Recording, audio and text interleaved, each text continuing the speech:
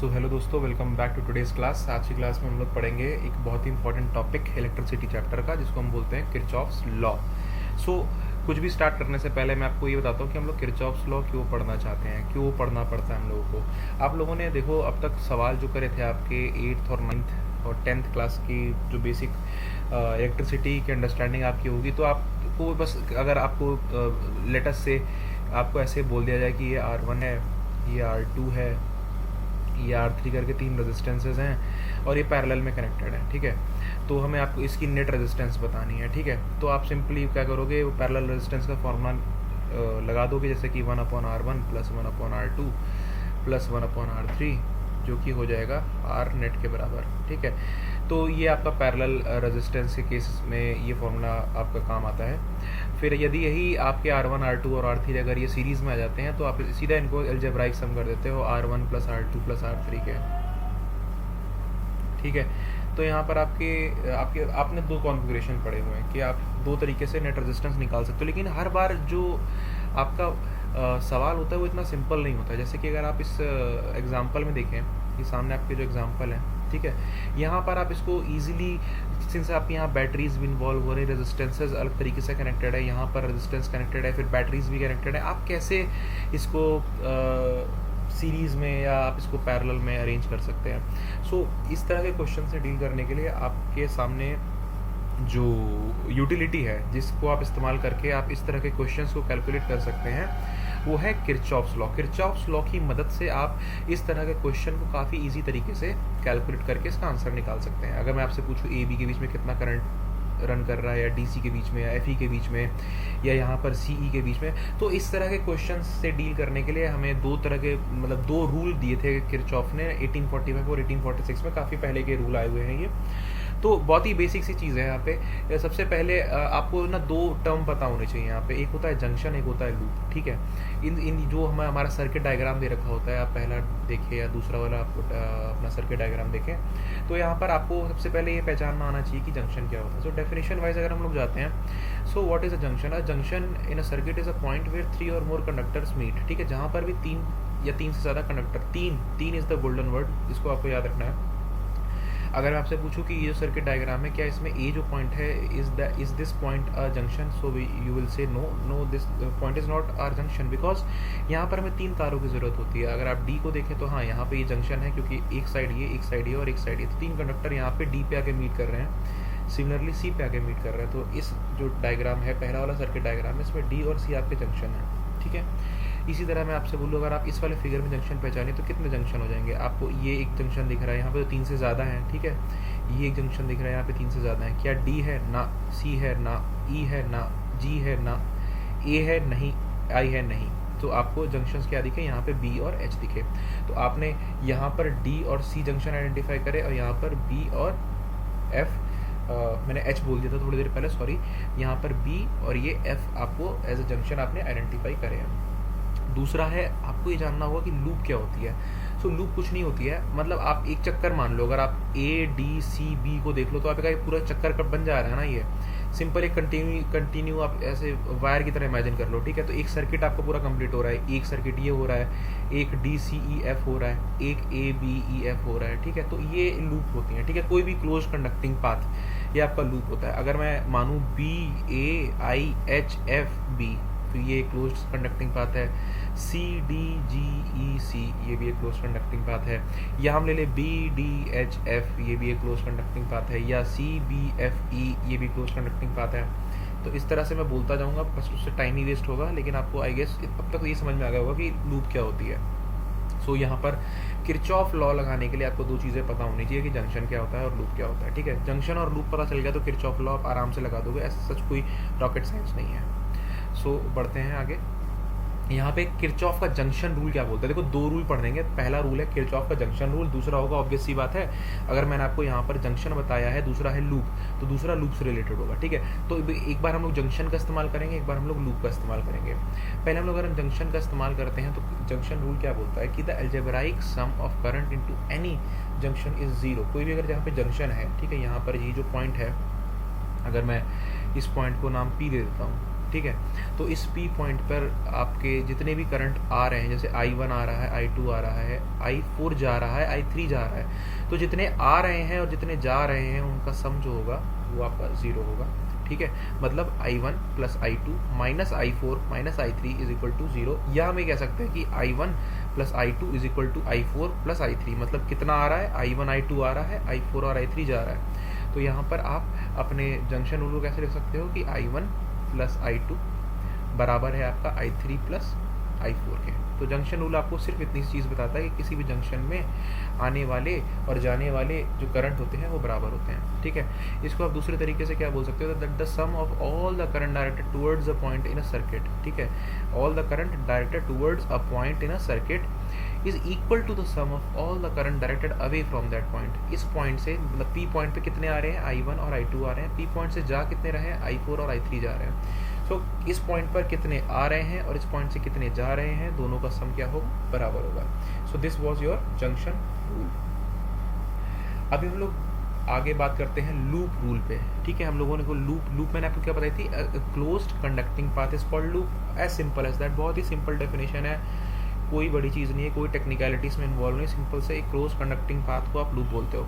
सो जो आपका किरचॉफ का लूप रूल आपसे क्या बोलता है, किरचॉफ का लूप रूल आपसे ये बोलता है, लूप रूल आपसे ये बोलता है that the algebraic sum of the potential difference in any loop including that associated with EMFs and those of the resistive elements must equal to 0। मतलब इसको ज़्यादा कठिन भाषा में लिख दिया गया है, तो इसको सिंपल हम क्या बोलेंगे, जो अलजेब्राइक सम होता है ना, जितने भी पोटेंशियल डिफरेंस होते हैं किसी भी लूप में, ठीक है, वो 0 होते हैं। इसको इस तरीके से समझो, ठीक है। तो यहाँ पर इसने क्या लिखा है कि summation of delta V, that means all the changes in the potential differences is equal to 0। मतलब ऑन नेट आप एक सर्किट का चक्कर काट देंगे ना, तो आपका ना पोटेंशियल बढ़ेगा ना पोटेंशियल घटेगा, ठीक है, क्योंकि वो एक क्लोज्ड लूप है, ठीक है।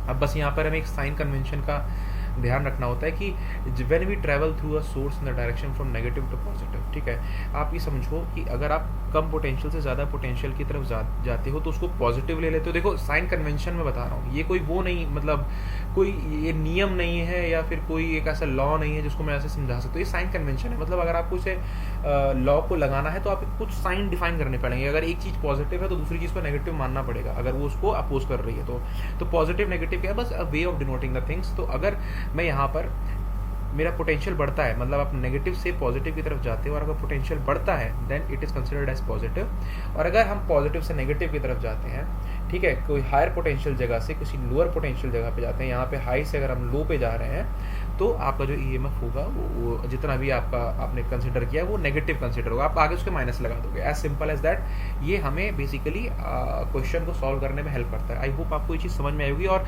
नहीं भी आई है, थोड़ा सा भी डाउट है तो ये क्वेश्चन में आपको समझ में आ जाएगी। सो अभी हम लोग आगे क्वेश्चन करते हैं।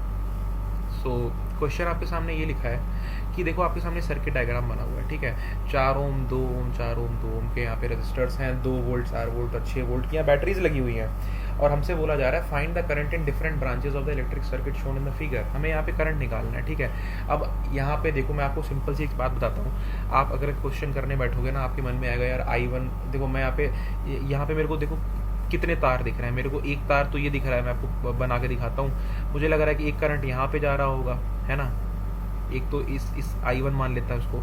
अभी I1 जाएगा तो मैं मान लेता हूँ I2 इधर चला जाएगा और I3 इधर चला जाएगा, टूट जाएगा ये करंट अगर ना, और ये ऐसे होके यहाँ पे, ठीक है। तो यहाँ पे ऐसा कोई रूल नहीं है, मतलब अगर मैंने I1 को ऐसे मान लिया और I2 को ऐसे मान लिया तो ऐसा कोई रूल नहीं है कि अगर आपने कुछ और मान लिया। अगर सपोज किसी बच्चे के दिमाग में आता है कि यार I1 को मैं ऐसे मान लेता हूँ और यहाँ से हम मान लेते हैं कि I2 यहाँ गया और I3 यहाँ चला गया, ठीक है, और I2 घूम के आया इस साइड और I3 नीचे आया और ये दोबारा इसमें मिल गया और दोबारा से आपका I1 हो गया, ठीक है। तो एज सच कोई यहाँ पर कोई एक फिक्स रूल नहीं है कि आप इसको ऐसे लगा सकते हो या वैसे लगा सकते हो, तो डरने की ज़रूरत नहीं है। आप एक बार अपने हिसाब से अपना साइन कन्वेंशन लेके आप इसको करके देखना, आपका आंसर भी वही आएगा। डिफरेंस कहाँ पे आएगा, डिफरेंस में इतना आएगा कि अगर हो सकता है कि मेरा I1 4 आए और आपका I1 -4 आए, ठीक है, क्योंकि हो सकता है मैंने डायरेक्शन ऐसे ले रखा हो और आपने डायरेक्शन ऐसे ले रखा हो। तो अगर आपका डायरेक्शन इस डायरेक्शन में अगर आपका -4 आ रहा है ना, तो ऑब्वियस सी बात है आपका इस डायरेक्शन में +4 होगा, जो कि मेरी असम्पशन से मैच करेगा। तो यहाँ पर there is no hard and fast rule how you are supposed to assume और कंसिडर एनीथिंग, ठीक है। अब मैं आपको समझाने के लिए हम एक बार स्टार्ट करते हैं कि हम लोग मान लेते हैं यहाँ I1 करंट घूम रहा है। I1 से मेरा मतलब क्या है कि यहाँ इस वाले जो ये जो तार है ना बाहर वाला, यहाँ पे एक करंट घूम रहा होगा। अब मैं मान ले रहा हूँ ये यहाँ टूट जा रहा है, मैं मेरी बात शब्दों को ध्यान से सुनना, मैं कह रहा हूँ मान लेता हूँ।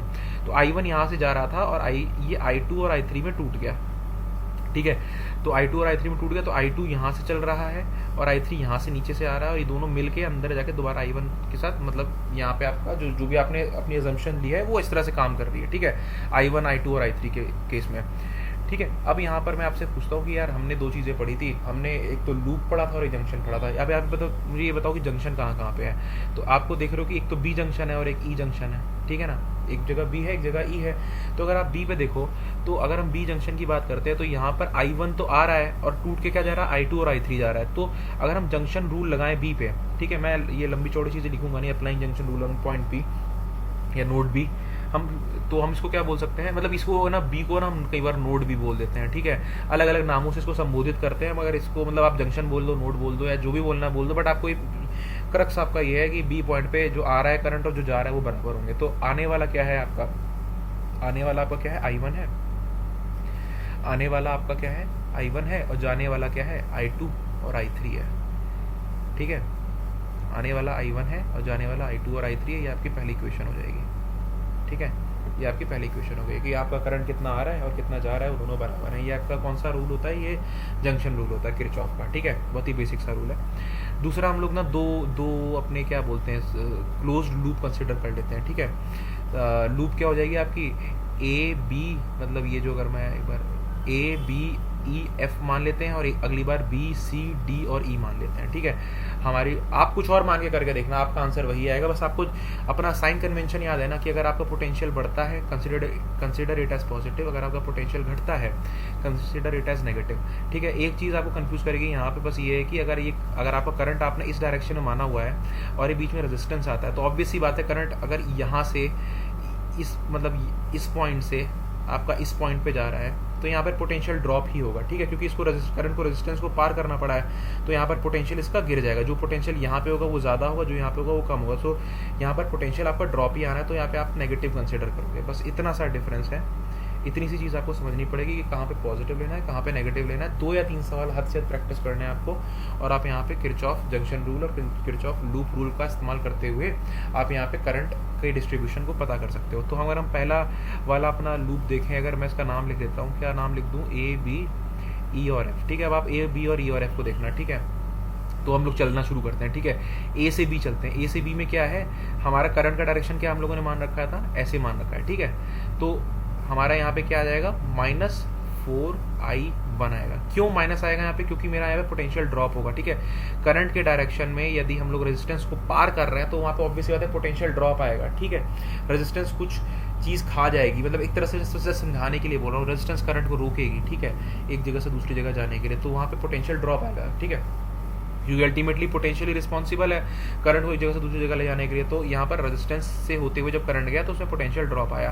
फिर हम लोग मूव करते हैं बी से ई की तरफ। आप डायग्राम में देखो, बी से ई की तरफ हम लोग मूव करते हैं, तो आपकी एक बैटरी आती है, बैटरी का नेगेटिव टर्मिनल ये है और पॉजिटिव टर्मिनल ये है, ठीक है।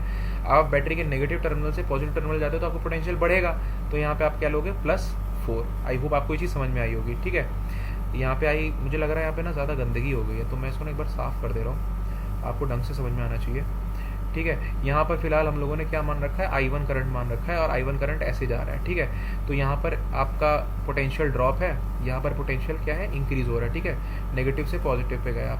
फिर हम यहाँ से यहाँ आते हैं, तो यहाँ पर फिर है करंट की डायरेक्शन में, अभी हम लोगों ने I1 इधर ही माना हुआ है ना, आपका I1 इधर जा रहा है, तो यहाँ पर भी फिर से पोटेंशियल ड्रॉप आ जाएगा। पोटेंशियल ड्रॉप कितना आ जाएगा, -2I1, और फिर देखिए यहाँ पे नेगेटिव से पॉजिटिव पोटेंशियल बढ़ रहा है, तो क्या हो जाएगा, +2, और टोटल क्या होता है, एक लूप क्या है अराउंड, जो आपका सम ऑफ पोटेंशियल डिफरेंस है दैट इज व्हाट, 0।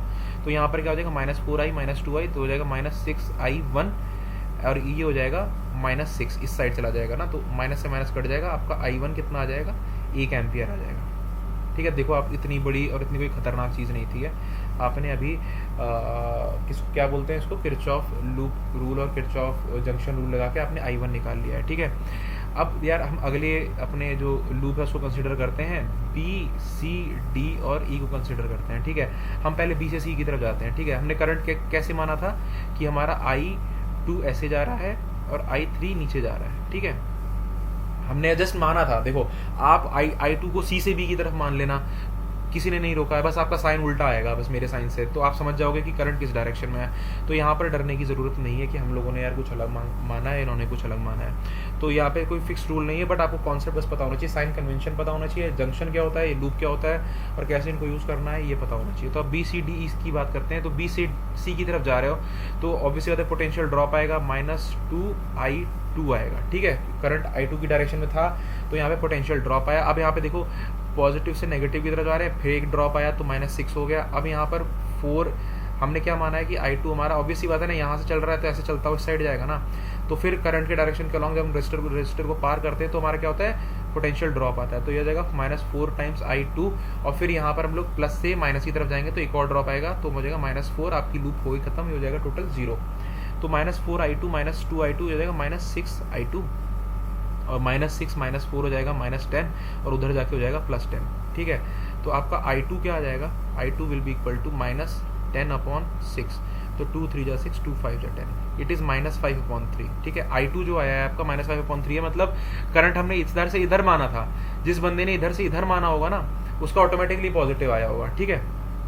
तो हमारा जो I2 है, तो हमारा I2 की वैल्यू क्या आ गई है, -5/3, या अगर हम डायरेक्शन को सही कर दें तो I2 की वैल्यू हो जाएगी 5/3 एम्पियर, ठीक है। आपको ये दूसरी चीज़ I2 क्या है वो आपको पता चल गया। बाकी अब now it is a child's play, क्योंकि I1 I2 + I3 था, तो आपको I3 निकालना है तो आप I3 आराम से निकाल लोगे, ठीक है।